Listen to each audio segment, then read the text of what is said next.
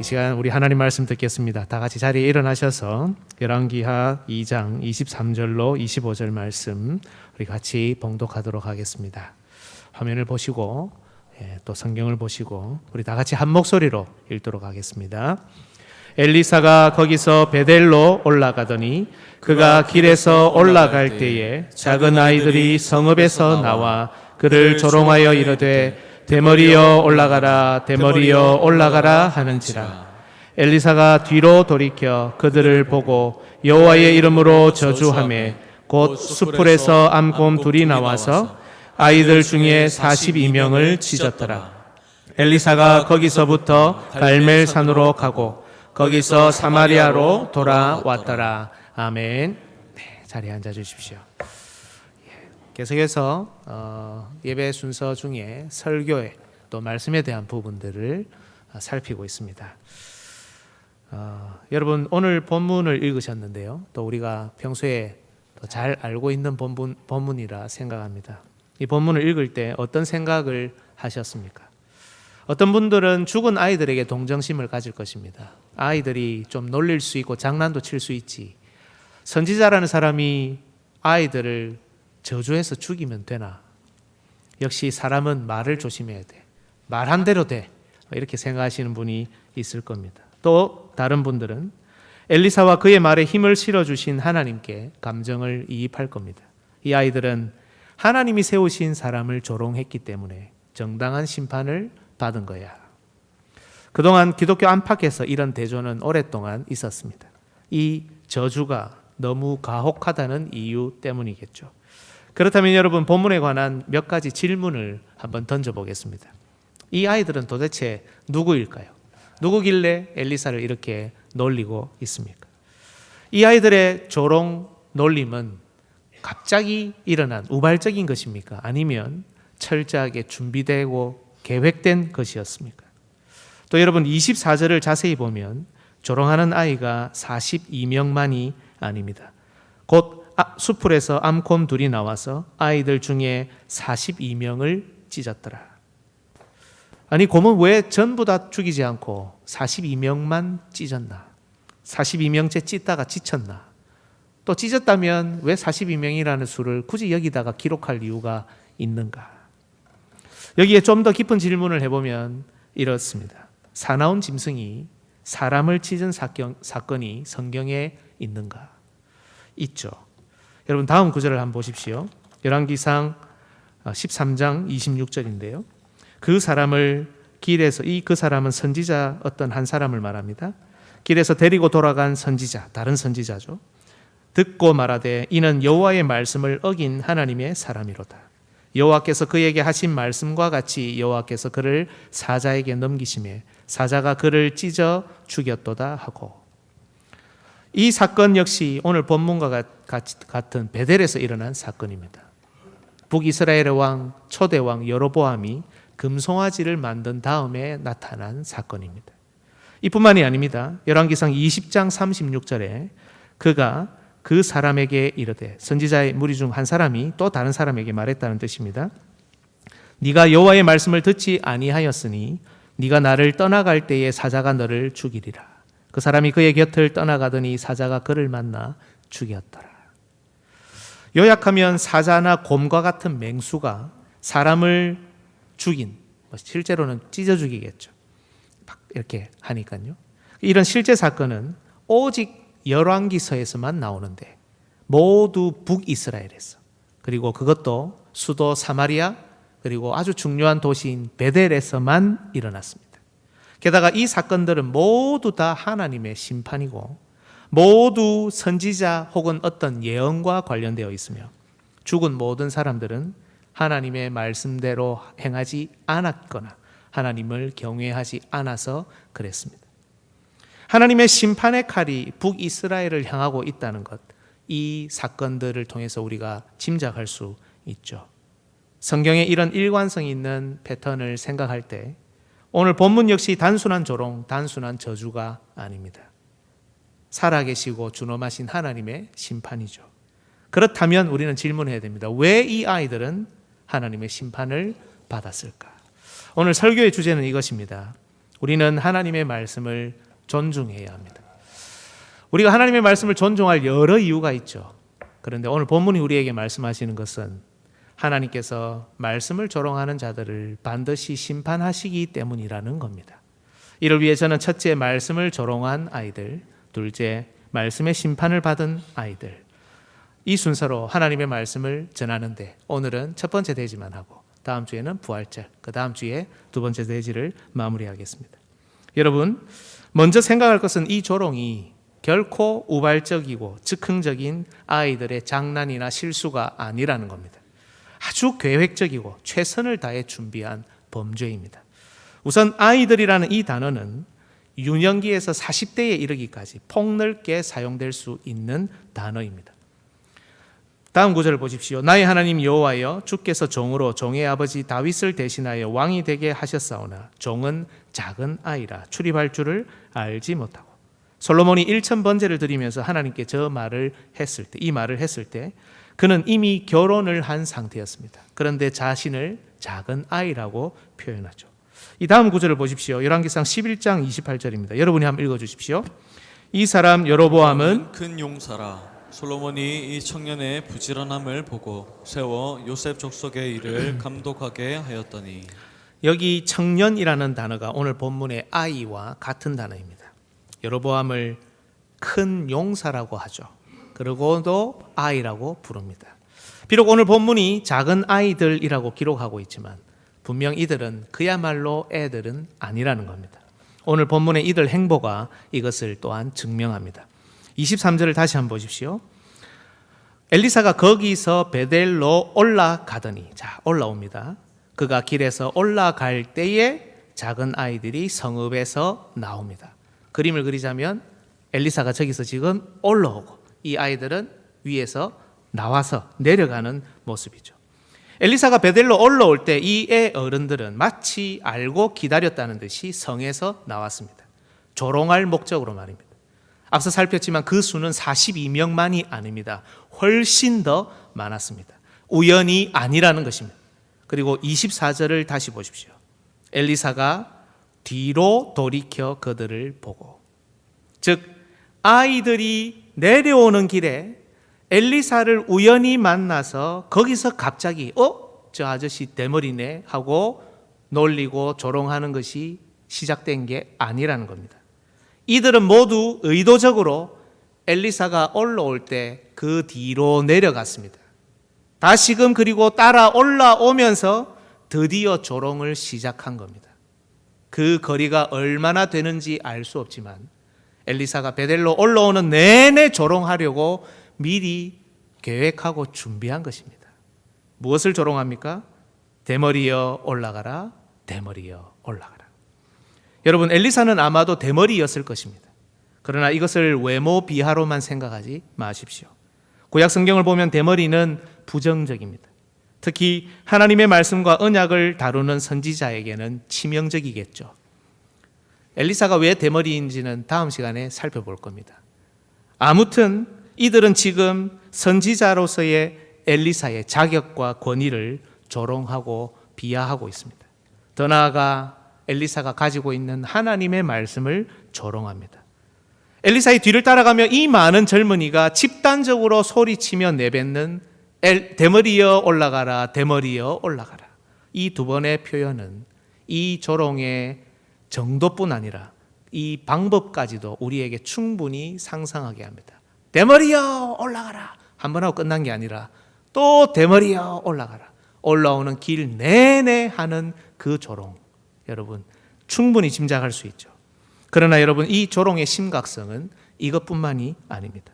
오늘 본문의 문맥과 배경을 보시면 더 심각한 상황이라는 것을 알 수 있습니다. 여러분, 우리가 열왕기서를 묵상할 때 기억해야 하는 중요한 핵심 3가지가 있습니다. 메모하실 수 있는 분은 메모하시면 제일 좋겠고요. 요 3가지를 알면 열왕기서를 좀 더 잘 이해하실 수 있습니다. 첫 번째가 뭐냐면 여로보암의 죄입니다. 그 죄가 무엇입니까? 여로보암은 북이스라엘의 초대왕이죠. 금송아지 2개를 만들어서 북이스라엘 영토 북쪽에 있는 단, 그리고 남쪽에 있는 베델에 이 금송아지 2개를 두고 백성들에게 이것을 섬기게 한 것입니다. 북이스라엘 백성들이 제사와 절기를 지키기 위해 성전이 있는 남쪽 유다 예루살렘으로 내려가서 그곳에 마음을 뺏길까 봐 염려했기 때문이죠. 이렇게 하면 나라가 망할 것으로 생각한 겁니다. 나라가 나뉘어졌으니까 하나님이 말씀하신 대로 예배하지 말고 우리가 알아서 예배를 해야 된다. 그렇지 않으면 이들의 마음을 저 남쪽에 다 빼앗길 거다. 그래서 막아버린 거죠. 여러분, 그러나 오해하시면 안 됩니다. 이 금송아지는 다른 신을 섬기는 게 아닙니다. 하나님을 섬기는데 우상을 만들어 섬기는 겁니다. 이것이 여러분 1계명과 2계명의 차이입니다. 1계명은 너는 나 외에는 다른 신을 내게 두지 말라. 다른 신을 섬기는 걸 금하는 겁니다.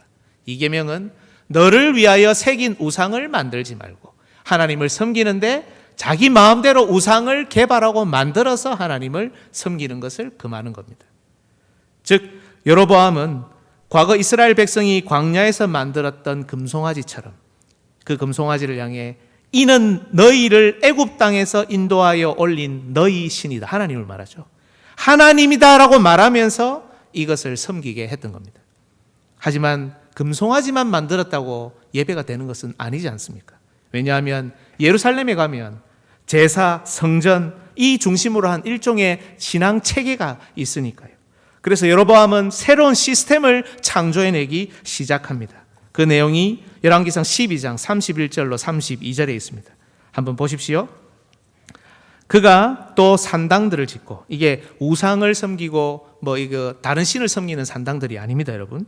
산당들을 짓고 레위 자손 아닌 보통 백성으로 제사장을 삼고 8째 달 곧 그 달 15째 날로 절기를 정하여 뭐라고 합니까? 유다의 절기와 비슷하게 하고 제단에 올라가되 베델에서 그와 같이 행하여 그가 만든 송아지에게 제사를 드렸으며 그가 지은 산당의 제사장을 베델에서 세웠더라. 비슷한 성소, 비슷한 제사장, 그러나 레위인은 아닌 일반 백성으로 하나님 명령 따르지 않고 마음대로 정한 제사장, 비슷한 레위인 그룹, 비슷한 절기, 비슷한 제사법, 비슷한 체제, 그러나 모두 하나님 나라에서는 용납될 수 없는 가짜 신앙 체계를 만들어서 이 하나님 나라 북이스라엘 백성들을 따르도록 했던 겁니다. 그런데 놀랍게도 이후에 모든 북이스라엘의 왕들 대부분 여로보암의 죄를 따릅니다. 구약교회의 직분자인 이 왕들 전부가 백성들이 하나님 말씀대로 살까봐, 백성들이 하나님 말씀대로 예배드릴까봐 두려워하고 전전긍긍했던 것입니다. 이게 바로 여로보암의 죄입니다. 여러분, 열왕기서를 묵상할 때 기억해야 될 두 번째 중요한 내용은 아합의 죄입니다. 이 여로보암의 죄가 계속해서 이어지고 지속되다가 그 유명한 아합 왕이 다스리는 시대가 되면 2계명을 어기는 게 아니라 1계명을 어기는 것으로 넘어간다는 겁니다. 이전에는 타락했는데 그래도 하나님은 섬겼는데 우상을 만들어서 섬겼지만 이제는 하나님을 섬기지 않고 교회 문을 닫고 이 타락을 넘어 배교하는 대로 나아간다는 것입니다. 여러분, 아합이 더 나쁜 왕인 이유는 윤리적, 도덕적 타락 때문이 아니라 하나님을 버리고 바알과 아세라를 공식적으로 섬기게 한 것 때문입니다. 2계명을 어기는 것에서 1계명을 어기는 것으로 이 죄가 확대된다는 겁니다. 여러분, 열왕기상 16장 30절에서 33절 여러분이 한번 읽어주시겠습니까? 오므리의 아들 아합이 그의 이전의 모든 사람보다 여호와 보시기에 악을 더욱 행하여 느밧의 아들 여로보암의 죄를 따라 행하는 것을 오히려 가볍게 여기며 시돈 사람의 왕 에바알의 딸 이세벨을 아내로 삼고 가서 바알을 섬겨 예배하고 사마리아에 건축한 바알의 신전 안에 바알을 위하여 제단을 쌓으며 또 아세라상을 만들었으니 그는 그 이전에 이스라엘의 모든 왕보다 심히 이스라엘 하나님 여호와를 노하시게 하였더라. 그죠? 그 이전의 모든 사람보다 여호와 보시기에 악을 더욱 행하고 그러면서 여로보암의 죄를 가볍게 여기고 이제는 바알과 아세라를 섬기는 시대로 들어갔다는 겁니다. 여러분, 이 뒤에 보면 바알과 아세라 선지자 850명이 나오죠. 이방 선지자들이 수입된 게 아닙니다. 아합의 다스리는 이 시대에 바알과 아세라 종교가 호황을 누려서 이스라엘 사이에 많은 종교인들이 양상되었기 때문에 가능한 수입니다. 이러한 배교는 아합 그리고 아합 다음의 왕인 아합의 아들 아하시아 시대까지 지속합니다. 그러나 다행스럽게도 아하시아 다음의 왕 여호람 시대에는 이게 중지됩니다. 그게 바로 오늘 본문 바로 다음입니다. 열왕기하 3장 2절에서 3절 제가 읽겠습니다. 그가 여호와 보시기에 악을 행하였으나 그의 부모와 같이 하지는 아니하였으니 이는 그가 그의 아버지가 만든 바알의 주상을 없이 하였습니다. 바알을 없앴죠, 그죠? 그러나 그가 느밧의 아들 여로보암이 이스라엘에게 범하게 한 그 죄를 따라 행하고 떠나지 아니하였더라. 그러나 이 여호람도 비록 바알과 아세라를 철거했지만 다른 북이스라엘 왕들과 마찬가지로 예루살렘, 저 남쪽 예루살렘이 신경 쓰이죠. 그래서 여로보암의 죄는 그대로 답습합니다. 오늘 본문은 바로 이런 타락과 배교의 늪에 허우적거리는 북이스라엘을 배경으로 하고 있습니다. 여러분, 세 번째는 이겁니다. 왕 중심에서 선지자 중심으로 바뀐다는 겁니다. 열왕기서는 열왕기, 왕들의 이야기죠. 왕 중심으로 계속해서 사건이 진행됩니다. 그런데 배교가 일어났던 이 아합 시대 때부터 그의 흔적이 최종적으로 없어지는 시대까지 왕 중심이 아니라 선지자 중심으로 진행됩니다. 열왕기상 17장에 여러분 기억나시죠? 엘리야가 갑자기 등장합니다. 갑툭튀라고 하죠. 갑자기 툭 튀어나옵니다. 정보가 하나도 없는데. 근데 갑자기 왜 튀어나오느냐? 아합이 그 나라를 다 배교의 길로 인도하니까 갑자기 엘리야가 툭 튀어나옵니다. 그리고 계속해서 이 흔적들이 모두 사라지는 그 기간 동안 왕 중심이 아니라 엘리사 중심으로 이 내용들이 전개가 된다는 겁니다. 선지자 중심일 수밖에 없는 이유가 무엇이겠습니까? 타락하고 배교하고 더 이상 하나님을 섬기지 않으니까, 직분자인 왕이 왕답지 못하니까 하나님이 선지자에게 거짓 신앙, 가짜 신앙, 온갖 종류의 예배 모조품과 싸우게 하신 것입니다. 말씀만 들고 있는 이 선지자가 온갖 무기와 군대를 가진 왕들과 싸울 수 있을까? 놀랍게도 여러분, 자신을 위해서는 먹을 것 하나 구할 수 없는 이 연약한 자들이 왕들을 갈아치우고 외적으로부터 이스라엘을 보호하며 거짓과 가짜 신앙에 빠진 하나님의 백성들을 하나님께로 돌이킵니다. 오늘 본문은 바로 엘리야의 예언대로 죽임을 당한 이 아합의 아들 아하시야, 그리고 그 다음 왕인 여호람, 이 시기에 일어난 사건입니다. 바알 시스템의 흔적이 여전히 남아있고 베델을 중심으로 한 여로보암 시스템을 다시금 강화해 나가던 시기, 하나님의 나라, 하나님의 백성인 이스라엘이 타락과 배교의 늪에서 여전히 벗어나지 못하고 있던 시기, 참신앙과 거짓신앙이 대결하고 있는 시기라는 겁니다.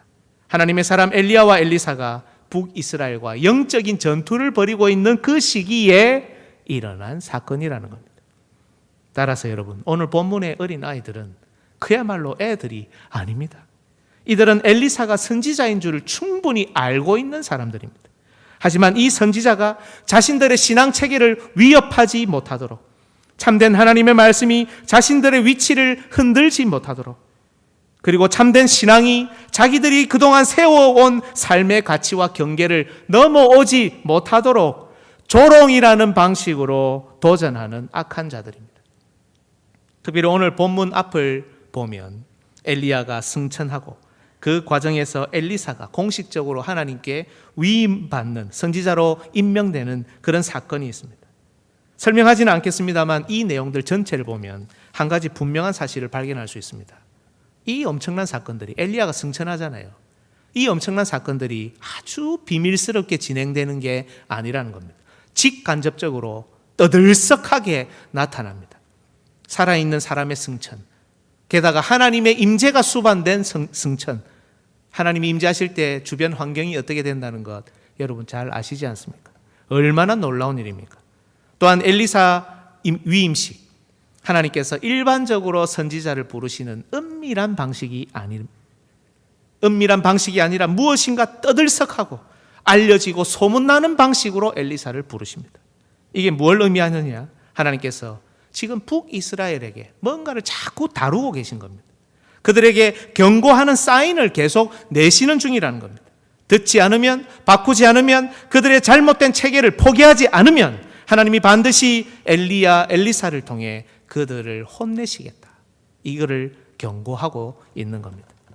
특히 여러분, 엘리사는 엘리야 승천 이후에 지금 베델로 사마리아로 돌아오는 여정에 있는데 이 돌아오는 길에 여리고를 들립니다. 오늘 본문 바로 앞에 있습니다.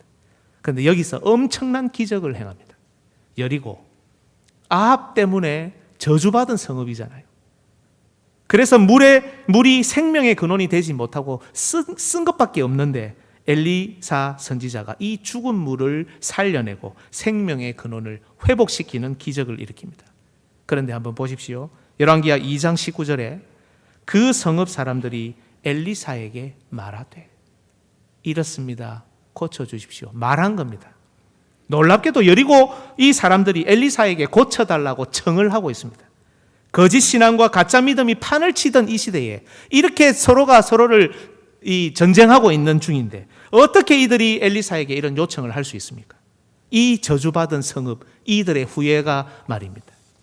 엘리야가 승천하고 엘리사가 엘리야를 계승하고 요단을 가르고 돌아오는 이 일련의 사건, 그동안 엘리야가 하나님의 말씀 사역을, 말씀 운동을 일으키고 엘리사가 그 일을 이어받는 이 모든 사건, 이것이 여러 경로를 통해 알려졌고 여리고 사람들은 엘리사, 하나님의 사람이 아니면, 하나님의 말씀이 아니면 그들에게 고침받을 수 있는 소망의 기회가 없다는 것을 인정했다는 겁니다. 베델의 아이들이 이 조롱 퍼포먼스를 준비하고 엘리사가 오기를 기다리고 있었다는 것도 이 일들이 이미 그들에게 알려져 있었다는 것을 의미합니다. 저주받은 도성의 사람들은 참 선지자를 영접하여 생명을 회복받았는데 베델, 하나님의 집이라는 뜻의 이 베델의 아이들은 선지자를 조롱하려고 철저하게 준비하고 있습니다. 다 같이 모여서 계획을 짜고 너는 이 순간에 이렇게 해라, 너는 저 순간에 저렇게 해라, 우리는 내려가면서는 절대 쳐다보지 않을 거야, 그냥 지나가는 사람처럼 내려갈 거야. 그러나 내려가고 난 다음에는 돌아서서 올라가는 내내 엘리사를 저주하고 조롱하고 모욕을 주고 비하할 거야. 하나님의 임재, 선지자의 기적, 하나님의 말씀이 참되고 능력 있다는 증거 앞에서도 이런 짓을 벌릴 수 있다는 것이, 그것도 베델의 아이들이 놀라울 뿐입니다. 여러분, 이 베델의 아이들은 그렇다면 누구입니까? 우리가 살폈던 본문 그리고 열왕기서 전체 문맥을 통해 고려해 볼 때 이들은 분명 베델을 기반으로 하고 있는 여로보암 종교 시스템, 그것을 운영하는 종교인들일 겁니다. 참된 하나님의 말씀에 대항하여 가짜 신앙을 참된 것으로 둔갑시켜 백성들을 잘못된 길로 인도하는 가짜 제사장, 가짜 레위인, 가짜 직분자, 가짜 신앙의 선봉자들입니다. 오늘 본문에도 여러분 이에 대한 작은 힌트가 있습니다. 물론 정확한 힌트는 아니지만 전체 문맥을 고려할 때 생각할 수 있는 또 하나의 작은 힌트로는 손색이 없습니다. 그것은 바로 아이 중 42명이 죽었다는 겁니다. 어찌 이 아이들이, 이 수가 가짜 제사장, 가짜 레위인 그룹이라는 힌트가 됩니까? 여러분, 42는 레위인과 관련된 수입니다. 때로는 또 이스라엘 전 세대를 아우르는 수이기도 합니다.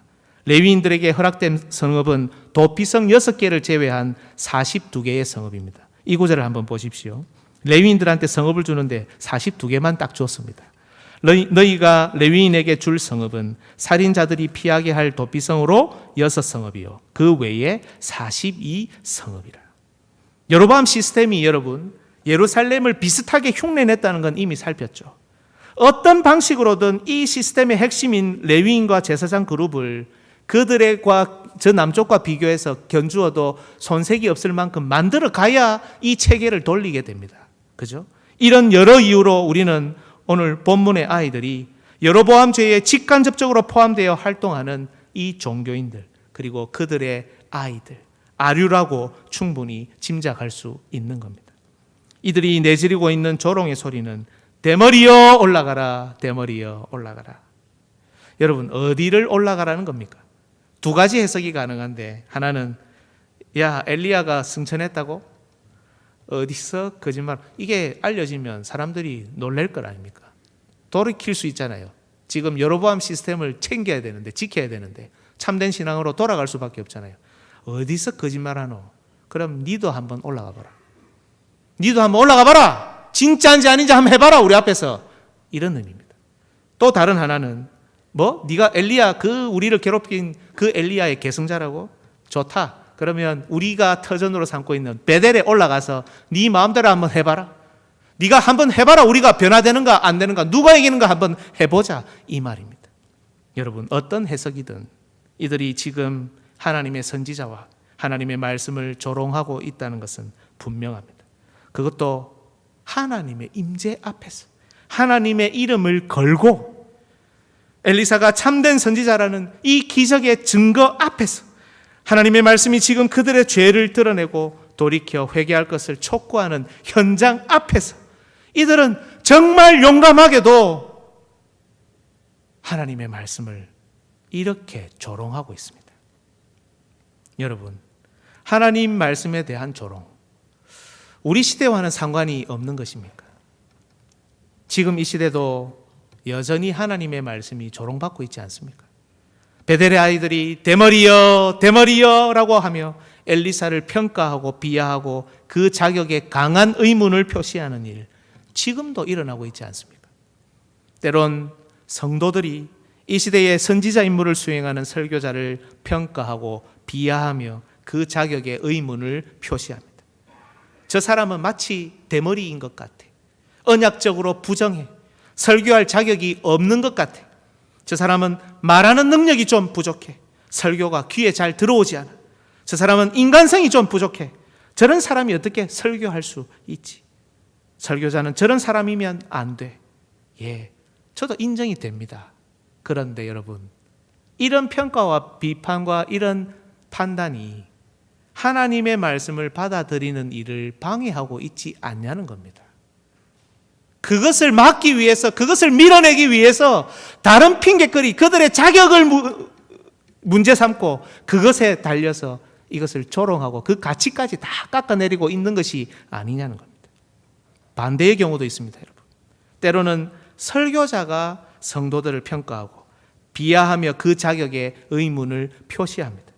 저들은 대머리 같아. 언약적으로 부정해. 설교 들을 귀가 없는 것 같아. 저들에게는 듣는 귀가 없어. 설교를 해도 에휴, 소용이 없어. 저렇게 예배 후에는 말을 함부로 하고 다른 사람을 괴롭히며 힘들게 하는데 설교는 왜 듣지? 예배는 왜 드리지? 물론 평가와 판단하는 행위 자체는 여러분 나쁜 것이 아니죠. 우리에게는 평가하고 판단할 자유가 있습니다. 하지만 우리에게 주어진 이 자유를 남용하여 말씀을 듣고 영접하는 일을 방해하고 있는 게 아니냐는 겁니다. 우리의 시각이, 우리가 가지고 있는 기본 생각 체계가, 판단 기준이 말씀을 조롱하는 도구가 되고 있지 않느냐는 겁니다. 설교자의 자격, 설교자의 기준을 제시하는 것이 하나님 말씀입니까? 아니면 우리의 생각입니까?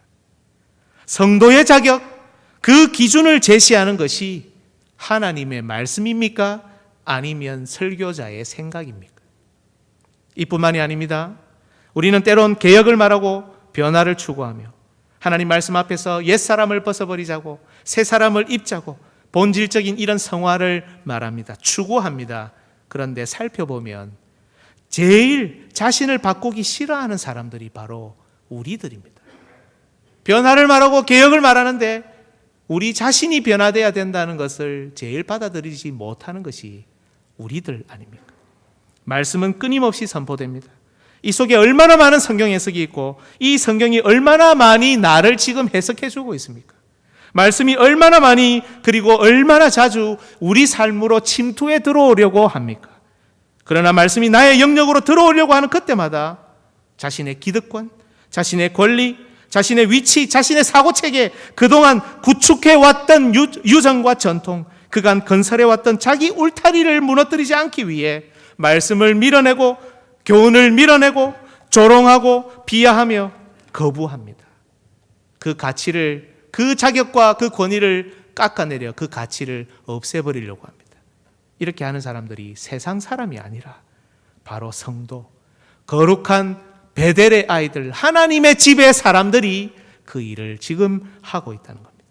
대머리여, 당신이 무슨 말씀을 전한다고요? 대머리여, 당신이 무슨 말씀을 듣는다고요? 때론 집단으로 뭉칩니다. 무리를 짓기도 합니다.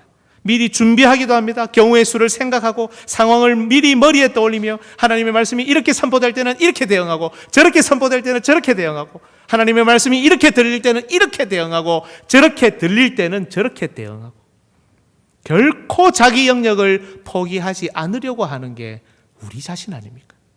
하나님이 우리를 찾아오셔도 문을 열지 않으려고 하는 심산입니다.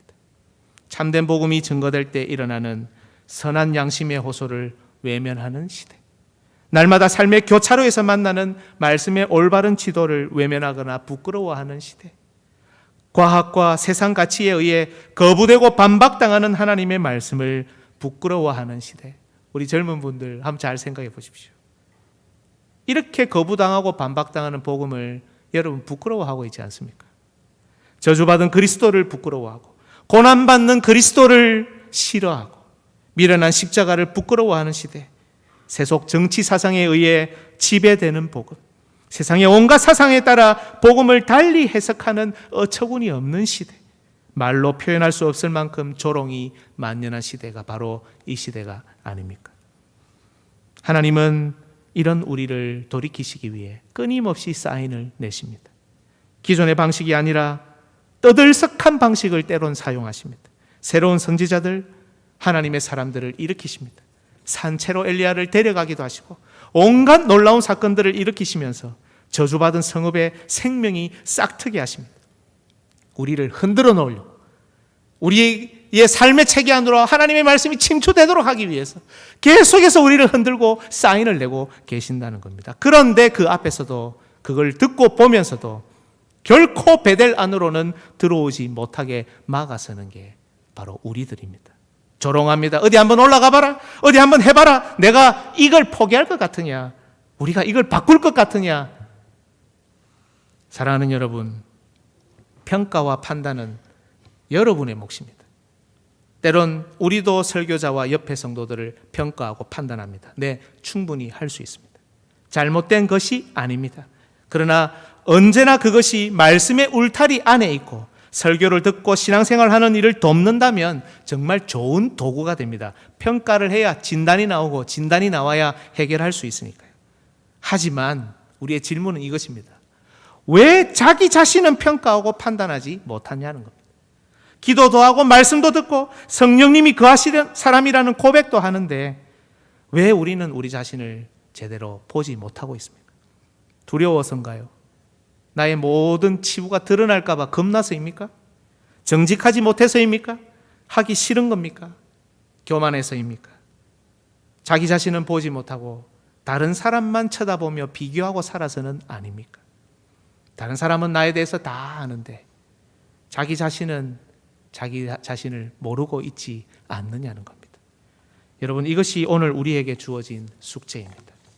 사랑하는 여러분, 말씀을 듣고 말씀의 자신을 비추어 변화시키는 일은 그리 쉬운 일이 아닙니다. 자신을 끊임없이 하나님의 말씀 앞에, 그리고 그 문을 활짝 열어 말씀을 받아들이지 않으면, 그 말씀 안에 우리 자신을 세우지 않으면 애초부터 불가능한 일입니다. 자신을 변화시키는 일은요, 애초부터 의미 없는 신앙생활 여러분 혹시 하고 있지 않습니까? 아니면 한번 제대로 우리의 생활체계, 사고체계를 하나님의 말씀에 의해 흔들어 점검해 보시지 않겠습니까? 이 진단과 평가도 우리 각자의 몫입니다. 그 일은 그 누구도 대신할 수 없습니다. 십자가 앞에서, 그리스도의 고난 앞에서, 하나님의 말씀 앞에서 여러분 자신에 대한 진단과 평가와 판단은 여러분의 몫입니다. 교회는 이 일을 도울 뿐입니다. 강단은 이 일을 독려하고 격려할 뿐입니다. 하나님의 말씀이 우리 삶에 침투하여 우리를 흔들어 놓으시기를 주님의 이름으로 축복합니다. 여러분 기억하십시오. 우리는 말씀을 조롱하면 안 됩니다. 하나님은 그 귀에 들리는 대로 그 조롱대로 반드시 심판하시기 때문입니다. 우리는 언제나 말씀을 존중해야 합니다. 그저 말뿐인 존중이 아닌 우리 각자의 삶에서 진정한 존중이 우러나는, 드러나는 그런 복된 한 주 되시기를 주님의 이름으로 축복합니다. 아멘. 우리 시간에 우리 최혜정 집사님, 우리 봉원송